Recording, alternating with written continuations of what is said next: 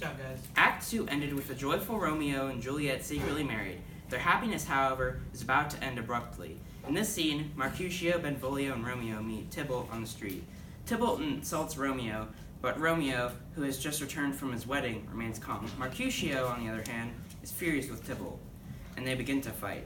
As Romeo tries to separate them, Tybalt stabs Mercutio, who later dies. Romeo then challenges Tybalt, kills him, and flees. The prince arrives and demands an explanation. He announces that Romeo will be killed if he does not leave Verona immediately. Enter Mercutio, Benvolio, page, and servants. I pray thee, good Mercutio, let's retire. The day is hot, the Capulets abroad, and if we meet, we shall not escape a brawl. For now, these hot days is the mad blood stirring. Thou art like one of those fellows that when he enters the confines of a tavern, claps me his sword upon the table and says, God send me no need of thee. And by the operation of the second cup draws him on the drawer, which indeed there is no need. Am I like such a fellow? Come, come. Thou art as hot a jack in thy mood as any in Italy, and as soon moved to be moody as soon moody to be moved. And what two? Nay, and there were two such. We should have none shortly, for one would kill the other, thou. Why, thou wilt quarrel with a man that hath a hair more or a hair less in his beard than thou hast.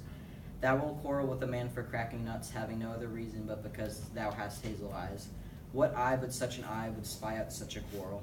Thy head is as full of quarrels as an egg is full of meat, and yet thy head hath been beaten as addle as an egg for quarreling.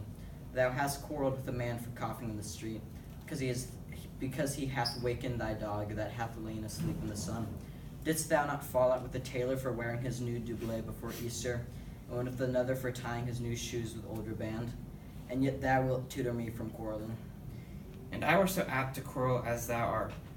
Any man should buy the fee simple of my life for an hour and a quarter. The fee simple? Oh, simple. Enters Tybalt. By my head, here come the Capulets. By my heel, I care not. Follow me close, for I will speak to them. Gentlemen, good den, a word with one of you. And but one word with one of us, couple it with something, make it a word and a blow. You shall find me apt enough to do that, sir, and you will give me an occasion. Could you not take some occasion without giving? Mercutio, thou consortest with Romeo. Consort, what dost thou make us minstrels, and thou make minstrels of us? Look to hear nothing but discords. Here's my fiddlestick. Here's that shall make you dance. Zounds, consort. We talk here in the public haunt of men. Either withdraw unto some private place and reason coldly of your grievances, or else depart. Here all eyes gaze upon us. Men's eyes were made to look, and let them gaze. I will not budge for no man's pleasure. Well, peace be with you, sir. Here comes my man.